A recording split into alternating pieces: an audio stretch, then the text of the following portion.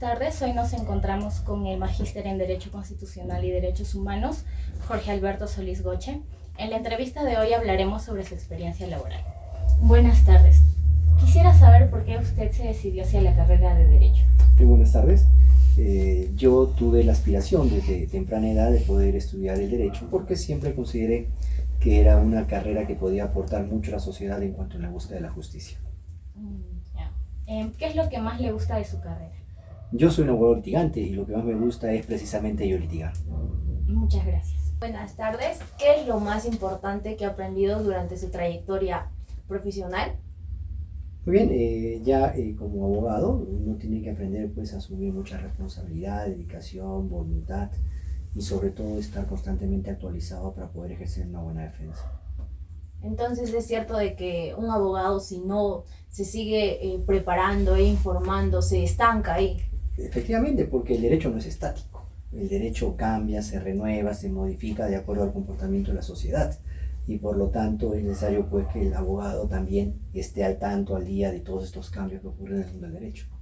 Sí, exacto. ¿Cuál es el papel del abogado en la sociedad?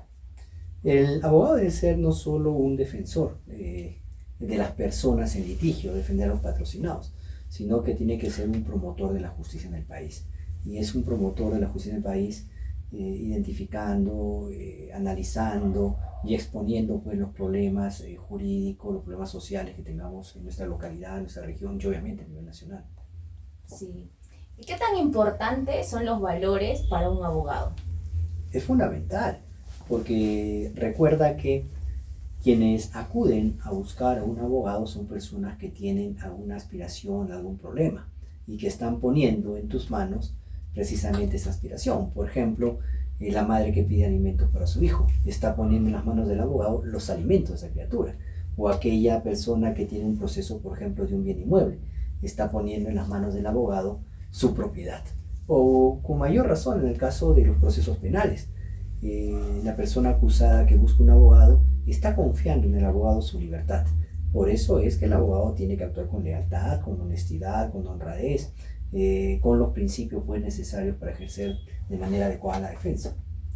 Respecto a los valores, ¿qué es lo que usted opina acerca de la ex fiscal de la Nación, Patricia Benavides? Muy bien, más allá de lo que ocurra con Patricia Benavides, lo que me preocupa realmente es la percepción que pueda tener la población respecto al Ministerio Público. Y nosotros sabemos que el Ministerio Público es un órgano autónomo del Estado encargado de la persecución del delito, investiga a las personas que posiblemente cometieron un hecho delictivo. Entonces, estos escándalos en el Ministerio Público lo que generan finalmente es desconfianza en la población. Y si la población no confía en el Ministerio Público, pues obviamente las investigaciones carecen de legitimidad del Ministerio Público. Y eso genera pues constantes cuestionamientos a nivel de la población, de la ciudadanía, un órgano tan importante como es el Ministerio Público. Sí, porque muchas veces se dice de que los abogados ya no son tan justos al momento de decir, porque se comenta que los que tienen dinero son los que sí reciben la justicia, pero los pobres muchas veces se quedan ahí o simplemente tienen que quedarse como si ellos fueran los culpables, cuando en muchos casos se ve que los que tienen poder son los culpables y vulneran tantamente los derechos de los más vulnerables, ¿no? Que son en este caso las personas de bajos recursos. Hay una mulisa que dice justicia no viene en la tierra sino en el cielo. Y obviamente que no debe ser así. La justicia tiene que ejercerse, demostrarse y sobre todo valorarse acá, dentro de esta sociedad. Pero es verdad, lamentablemente algunos hechos delictivos de algunos operadores de justicia han generado pues que la población desconfíe, como los hechos ocurridos hace un momento que hablamos de Patricia Benavides. Pero ustedes, que son abogados jóvenes, tienen el deber, la responsabilidad y la enorme carga de poder pues cambiar la percepción del abogado en la sociedad para que nuestra carrera y nuestra profesión nuevamente sea valorada como se merece. Respecto a nosotros que estamos recién empezando esta bonita carrera que es el derecho, pues se dice de que hay tantos abogados y que mentira estamos estudiando derecho, o sea que ya el campo laboral está limitado, que ya hay un montón, que vamos a estar sin trabajo y todo ello. ¿Usted qué opinaría al respecto? Bueno, eso no es cierto, ¿no? El campo de acción del abogado es diverso. Ustedes pueden realizar labores como operadores de justicia en el Poder Judicial, pueden trabajar en la Fiscalía. Todas las instituciones públicas tienen asesores legales, las instituciones privadas tienen asesores legales, el litigio particular, como nosotros lo hacemos. Lo importante es que ustedes pues asuman sus estudios con responsabilidad y sean buenos profesionales, porque en el campo laboral hay de todo. Como mi abuela decía, ¿no? En el huerto del Señor crece de todo. Así de que como hay muy buenos abogados, también hay quienes no lo son. Así es que ya depende de la capacidad y la responsabilidad que tengan ustedes para poder sobresalir en el mundo del derecho. Entonces depende de cada uno para ser el mejor, se podría decir, en este ámbito y así no quedarse sin trabajo, como se dice. Seguramente que ustedes van a ser pues destacados, íconos del derecho en el Valle de Mantaro. Muchas gracias. Buenas tardes. Si usted supiera que su cliente va a perder el caso, ¿aún así lo seguiría apoyando? Efectivamente, nosotros como abogados cuando recibimos algún patrocinio sabemos las posibilidades de tener éxito o no en el patrocinio y lo asumimos bajo esa responsabilidad y bajo esa condición. Es muy común que se crea pues, que el abogado tiene que ganar todos los casos y no siempre es así, porque hay algunos casos que uno no puede ganar. Lo que te queda es asumir con responsabilidad y, por ejemplo, en un caso penal, pretender pues, que tu patrocinado tenga una pena menor, ¿verdad? O que de alguna manera se beneficie con tu defensa de tu patrocinado. Pero el hecho que tengamos dentro de la baraja de posibilidades una que explícitamente se considera una derrota en un juicio, no es motivo, causa, razón para dejar de patrocinar a una persona. Gracias. Y si usted supongamos que tuvo un caso y sabiendo que ese caso usted no lo puede resolver, ¿intentaría o no?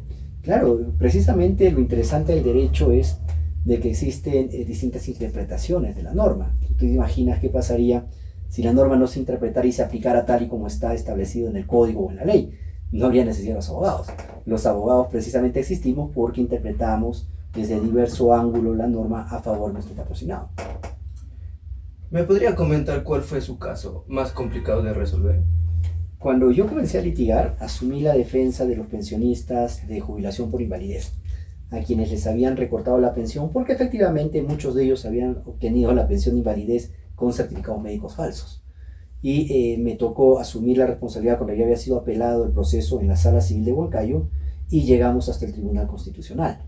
Entonces, en mis inicios de abogado litigante, tuve la suerte de poder litigar en el Tribunal Constitucional. Dependiendo del caso, hay personas que dicen, bueno, la mayoría como población, que un abogado no puede defender a su propia familia. ¿Qué tan cierto es eso? No existe una limitación alguna para un abogado independiente defender a la familia, salvo que este abogado esté ejerciendo la función pública, ¿no? Por ejemplo, si fuera, no sé, notario, fiscal, juez, no puede ejercer la abogacía de manera particular. Pero no existe ninguna limitación para que un abogado pues, pueda defender a la familia. Probablemente lo que sí exista es falta de objetividad, porque si uno asume la defensa de un familiar, probablemente pues, no tenga el panorama mucho más amplio, real en la defensa, porque ya es una cuestión pasional, ¿verdad? Esa podría ser una situación especial que no permite una buena defensa a un familiar. Muchas gracias. En todos estos años de carrera, ¿cuál fue el caso que usted más manejó? Bueno, yo me especialicé precisamente en Derecho Constitucional y Derechos Humanos. Sin embargo, ya por las propias responsabilidades en la oficina, he asumido también defensas penales. Entiendo. ¿Y alguna vez se sintió presionado en participar en algún caso que tal vez iba en contra de sus principios éticos? Cuando yo comencé a litigar tuve una experiencia. Resulta que me buscó un ciudadano que venía de la zona sur de Huancayo, me parece, no recuerdo muy bien, creo que era Chongosalto, para indicarme que había sido esta persona varón denunciado por violación de menor de edad. Cuando nos entrevistamos para contratar mis servicios, me narró la historia. Y cuando me narró la historia sentí de que había algunas cosas que me hacían suponer que efectivamente él había sido el causante del delito. Y por casualidad de la vida, en esos tiempos había nacido mi hijo. Entonces me puse en la posición de padre de una víctima de violación y decidí no asesorar a esta persona. Lo que no estuvo mal, porque si bien es cierto que todos tienen derecho a la defensa, pero nosotros como abogados litigantes, en mi caso, también tenemos el derecho de elegir a quién defendemos y a quién no. Claro, siempre es una posición muy difícil como abogado, puesto que implicaría muchas cosas, ¿no? Bueno, también recuerdo que en clases usted mencionó que llegó a estudiar en el extranjero. ¿Cómo fue ese proceso? Sí. Tuve la suerte de haber sido becado en 3 oportunidades. La primera vez fui becado por la Fundación Pablo Iglesias en España. Estuvimos en un curso en España, en la Fundación Pablo Iglesias. Luego, a través del Moshaf, estuvimos en Israel. Y finalmente, pues, por la NDI en una beca en República Dominicana. Muy interesante. ¿Y alguna vez usted pensó en ya quedarse en el extranjero? Cuando era más joven, ¿no? Pero ahora creo que tengo un deber y un compromiso con el país. ¿Y usted qué opina de esto de que se dice que un abogado está atado a trabajar únicamente en su país? ¿Piensa que es verdad? ¿Nos compartiría un poco más de ello? Lo que pasa es de que cada país tiene su propia normatividad y las normatividades son distintas. Es más, los mismos sistemas jurídicos varían. Como por ejemplo al norte tenemos un sistema anglosajón y acá en Sudamérica un sistema romano. Entonces uno es formado de acuerdo al sistema jurídico en el que nos encontramos. Nosotros estamos formados para defender bajo el sistema jurídico romano y con las leyes nacionales. Entonces no podríamos nosotros pues litigar con otra normatividad. Entonces es importante que los ciudadanos que pretendan formarse fuera puedan pues convalidar, estudiar y actualizarse, ¿no? Si desean realizar alguna labor fuera del país. Pero obviamente tendrían que homologar pues su título universitario en el país donde desean desarrollar su trabajo. Costaría mucho tiempo, pero no sería imposible. Yo creo que no, es más, por ejemplo, quienes tienen interés en estar fuera del país y estudian Derecho y pretenden estudiar la carrera de Derecho o culminar la carrera de Derecho, podrían postular a la Escuela de la Diplomacia, Javier Pérez de Cuellar, y finalmente ser diplomáticos de carrera, pues, ¿no? Que va de la mano también con el Derecho. Le agradezco mucho esta entrevista. Fue muy bueno conocerlo y que pudiera responder todas nuestras preguntas. Muchas gracias. Gracias. Como recién ingresados a la carrera de Derecho, teníamos muchas dudas en algunos temas, por lo cual optamos en entrevistar al magíster en Derecho Constitucional y Derechos Humanos, Jorge Alberto Solís Gocheque, con la finalidad de conocer un poco más de la experiencia laboral como abogado.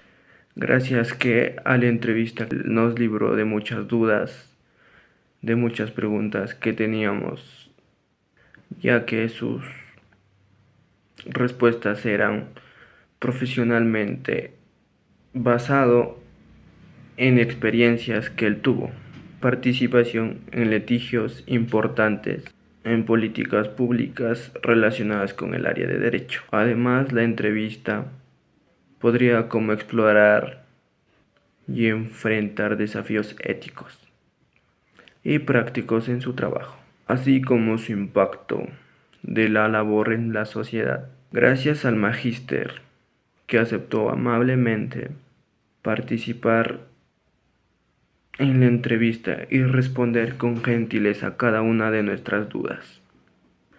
De esa manera pudimos aclarar nuestras preguntas o dudas que teníamos respecto a la carrera de Derecho. Y en fin, nos ayudó mucho, que gracias a ello pudimos entrar más, averiguar más y saber más sobre la carrera de Derecho.